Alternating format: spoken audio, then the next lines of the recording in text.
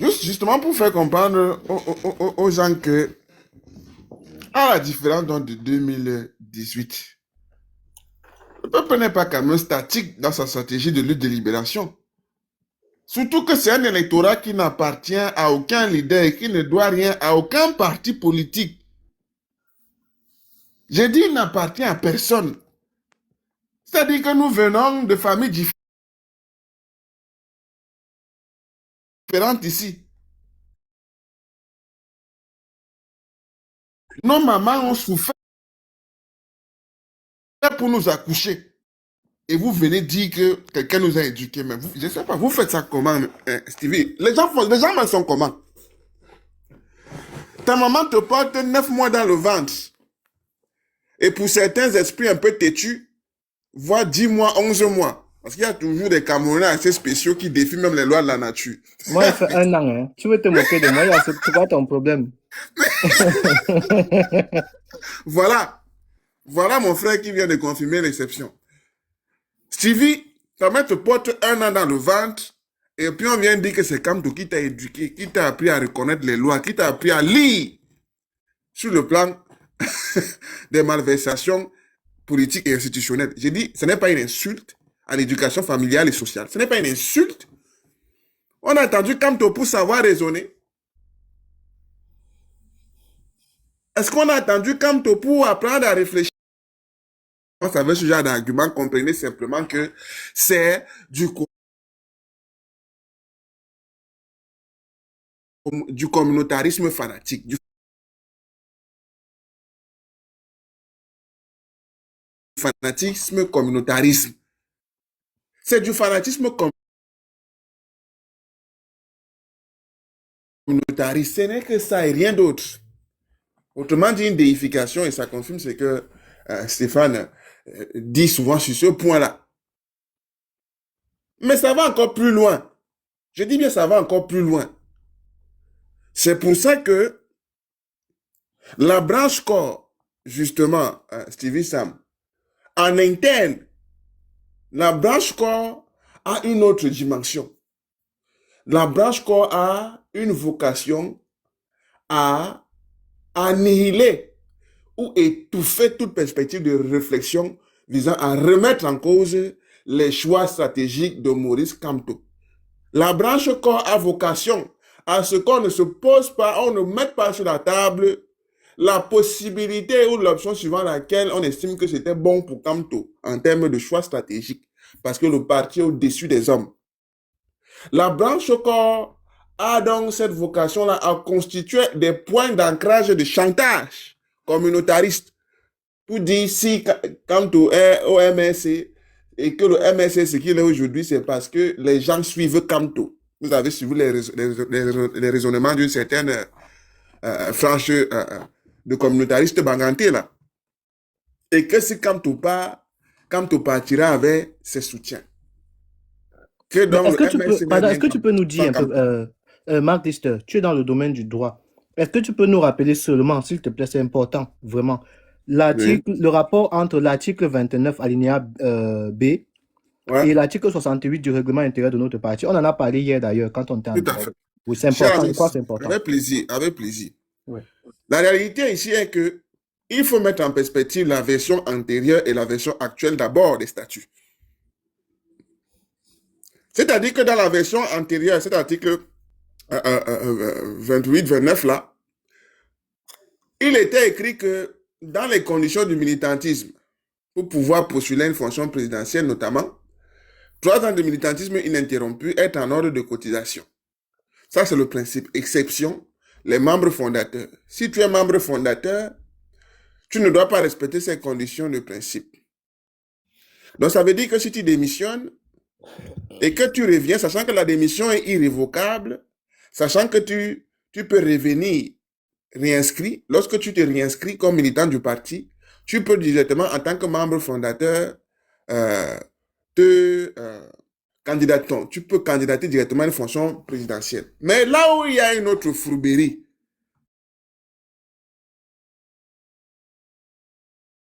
c'est là où ça devient important, cher ami. C'est que la démission emporte également la perte de la qualité de membre fondateur. Tu ne peux pas démissionner d'un parti dont tu n'es plus le militant tout en restant membre fondateur. En tout cas, il n'y a pas une disposition spécifique déjà dans la version antérieure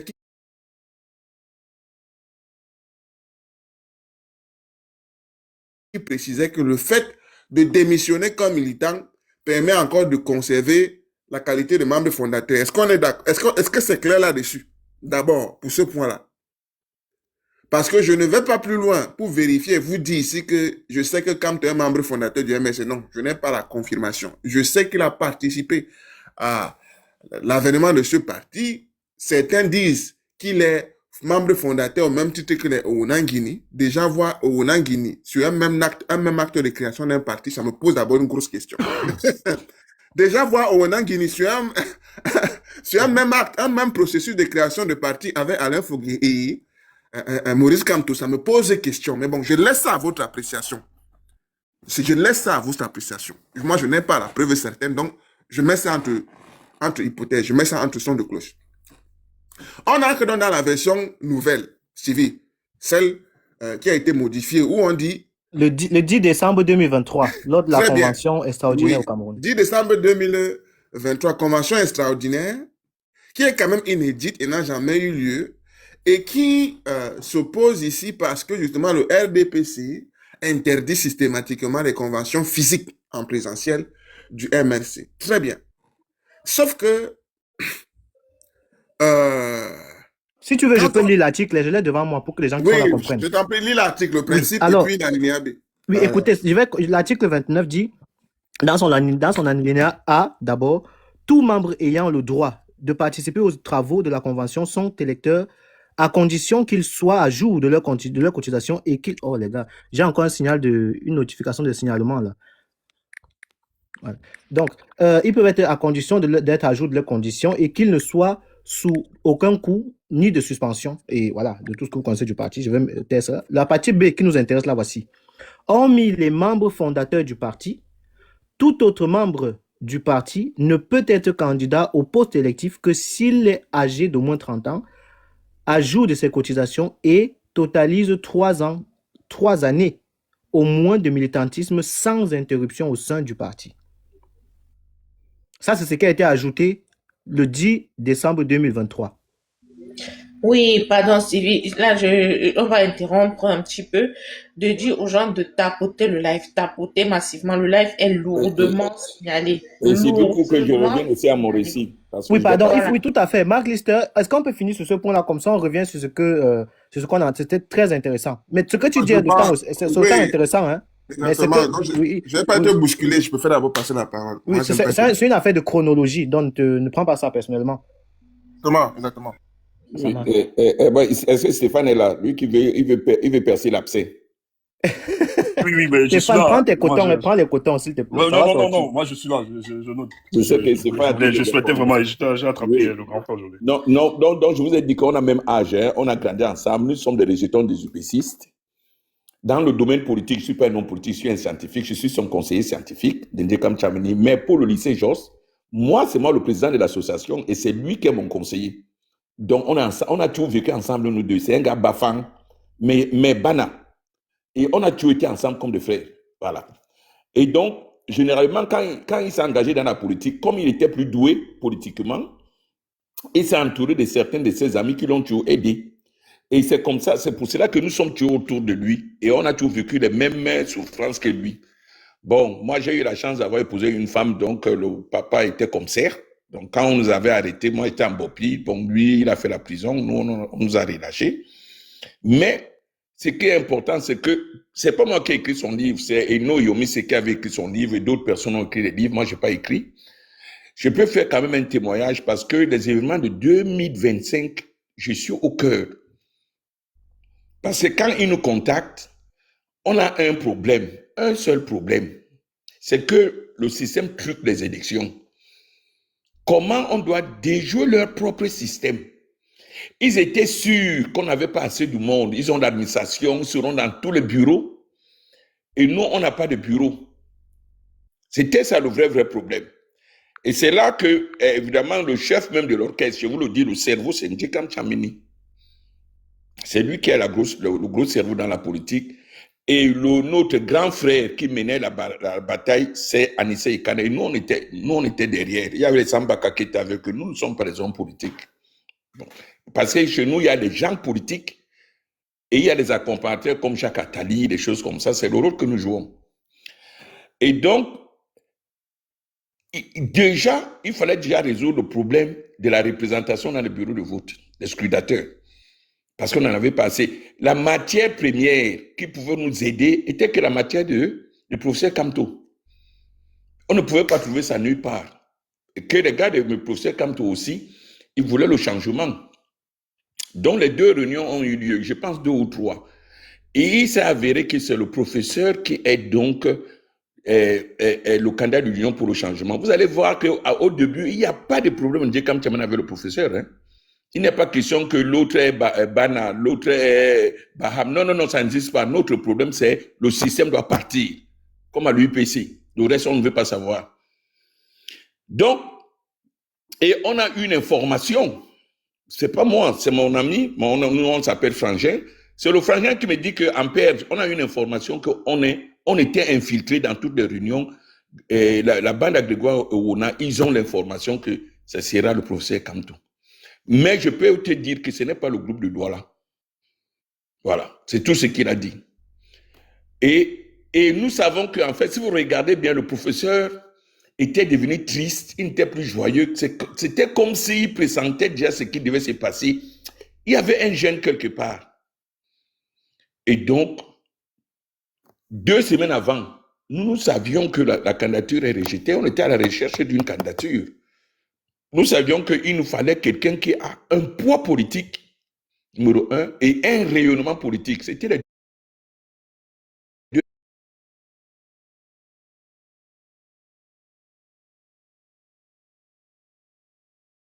Le grand frère Nissé Ikane, il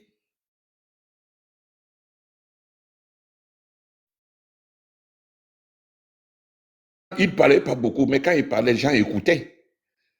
C'est comme ça dans l'union de population, les gens ne bavardent pas beaucoup. On écoute beaucoup les anciens. Même Djekam Tchamni qui était là, même tout le monde de Sambaka et leur groupe là, personne n'a dit un mot. Ils ont essayé de dire, mais oui, mais après ça s'est arrêté là. Ils ont donc monté une commission. Ils sont allés à Yaoundé.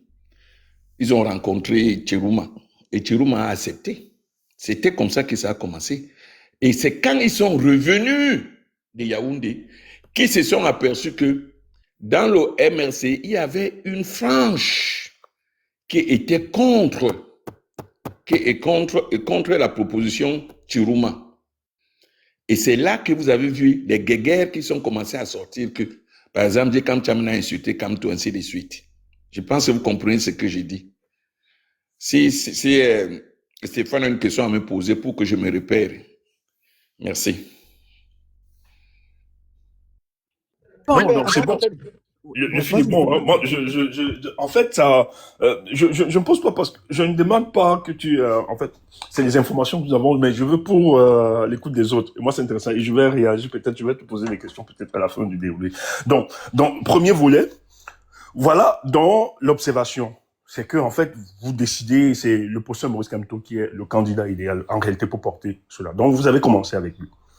Mais entre-temps, dans les informations, ce qui circule, c'est qu'en fait, sa candidature ne sera pas validée. Vous anticipez. Il faut justement, si Kamto ça ne passe pas, il faut déjà travailler à autre chose. Donc vous devenez finalement des prospectivistes. Et ça, c'est normal. On l'a vu, hein, parce que ça nous renseigne aussi avec la petite équipe.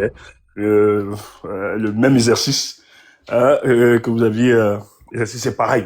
On l'a aussi fait pareil de notre côté. De notre côté aussi, au niveau de la diaspora. Donc, alors, la candidature est rejetée. Qu'est-ce qui se passe donc?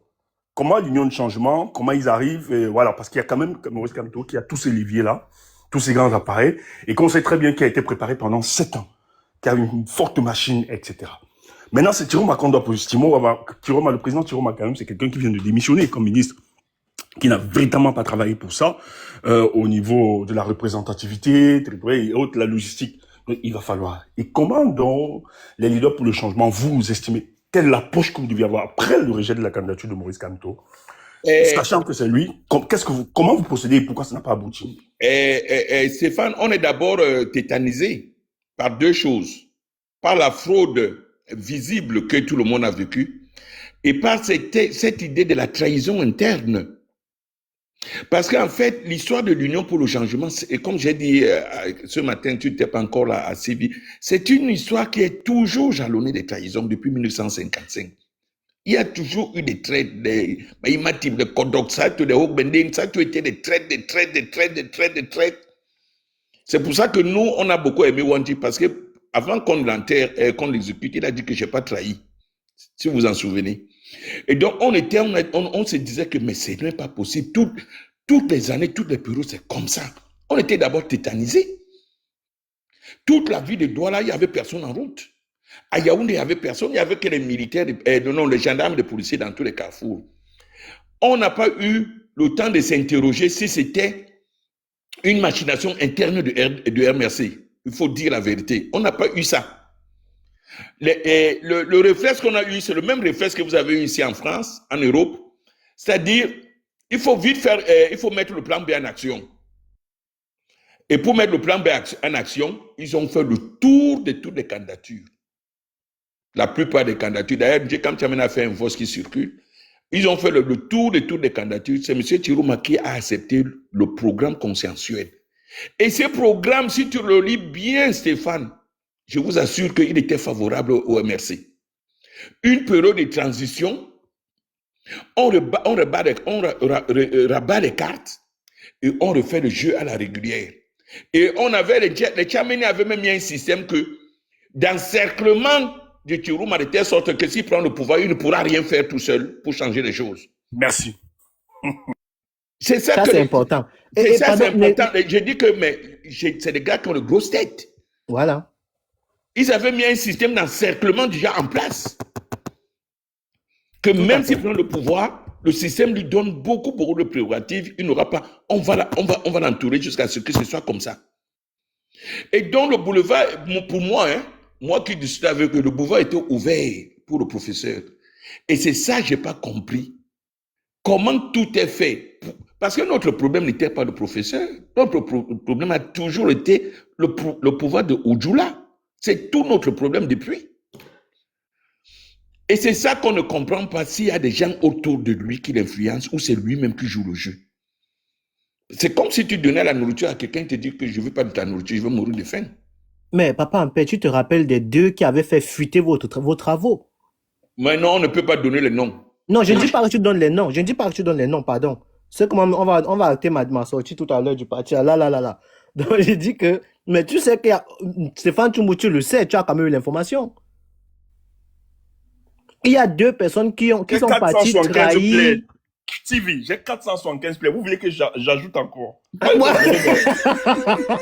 peux ajouter. Je connais quels sont les tops.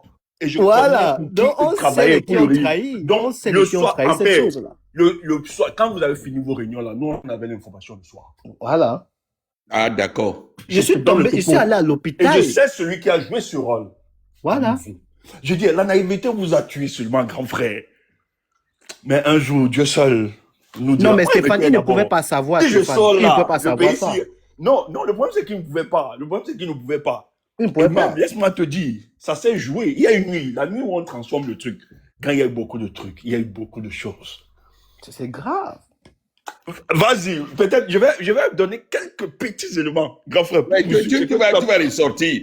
Oui. Parce que le soir là, vous regardez même quand les Chamini étaient dans les petites télévisions là, vous regardez derrière, nous, son groupe, on est toujours derrière lui. Parce que nous, notre espoir est que notre ami depuis le CM2, qu'on le porte à la magistrature suprême. Vraiment, on n'a rien à lui reprocher. C'est un gars qui a beaucoup souffert, il aime beaucoup le Cameroun. Ouais. Voilà. Vraiment, il n'a jamais pris un seul euro de ce pouvoir. Il a eu toutes les sollicitations. On a cassé son entreprise. C'est un génie. Ouais. Et comme il était la dernière descendance de l'Union Population du Cameroun, eh ben, nous tous, on est regroupés autour de lui. Nous tous, on était meurtris. Donc, quand on s'est retrouvés le soir chez lui, mais je vous dis qu'on ne pouvait même pas parler. Tout le monde était noir et rouge. Je te le dis. C'était l'idée qu'on a fait ça, tout ça pour rien. Encore une trahison. On va mourir sans voir le changement.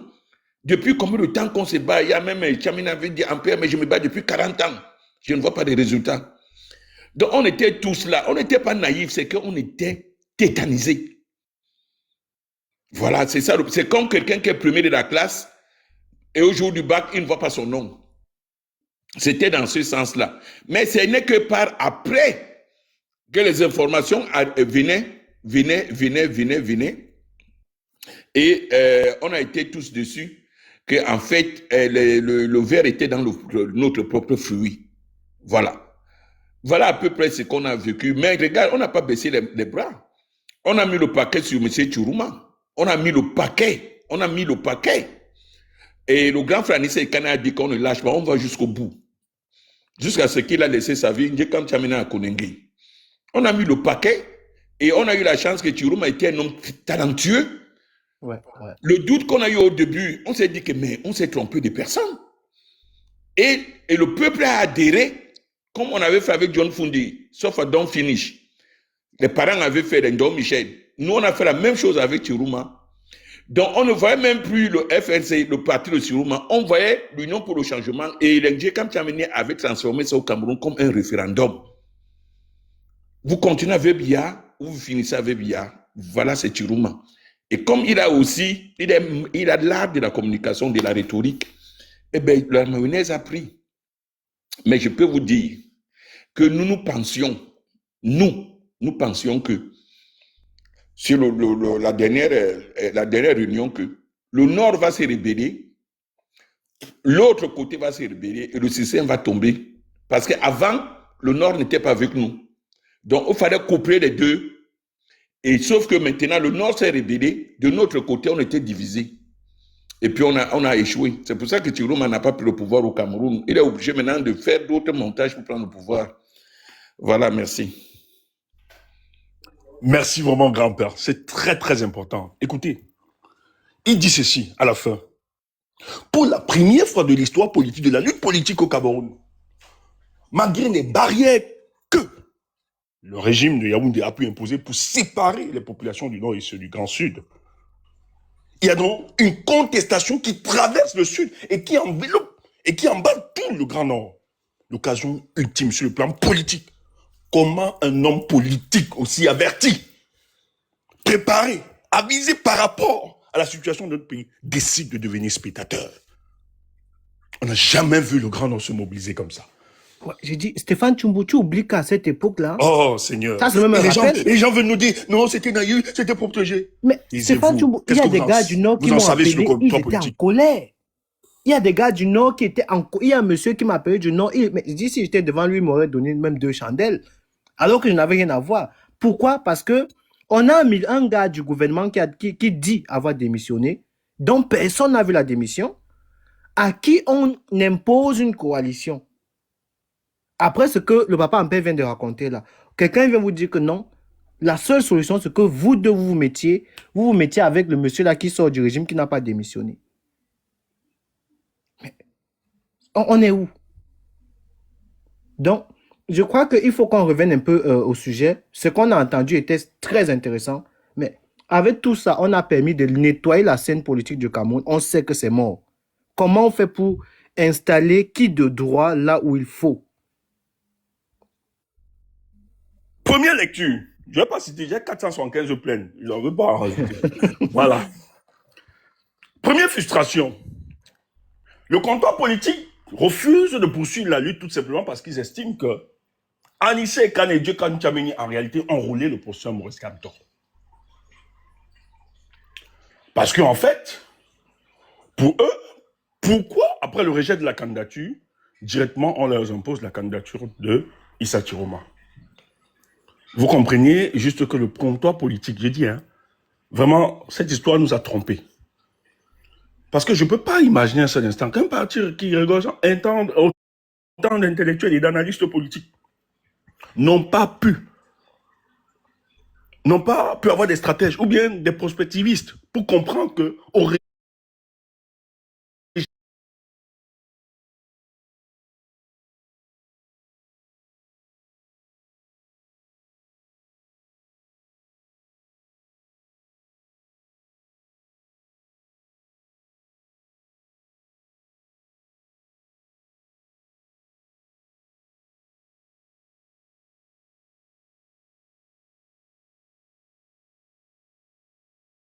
C'est la première fois. J'ai rencontré un aîné qui est proche du professeur. J'ai dit, il faut que tu rencontres. Il y a un document que je dois remettre au professeur. Cette grille de lecture politique est très intéressante. On m'a dit, oui, il va venir, machin, tout. Le professeur est parti. Pas de rencontre. Bon, on croyait que c'est pour les photos bien. Enfin, moi, je m'en fous de tout ça. Parce que si je voulais le faire, je le ferais depuis. Mais c'était pour l'intérêt collectif. Et on avait certaines informations. J'ai dit aux amis, ça a commencé la division. Vous allez voir. Il y a des gens qui sont partis. Il y a une là qui elle est partie du groupe. D'autres n'étaient pas d'accord. Tout simplement parce que leur a dit, si ça ne passe pas, intégrez que nous allons poursuivre avec quelqu'un d'autre. Je vais prendre sur moi de vous dire, je prendrai sur moi. C'est ce que j'ai fait pour l'équipe. Et chacun a analysé. C'était difficile pour certains, mais d'autres analysent, on dit, si ça ne passe pas, on va continuer avec l'autre.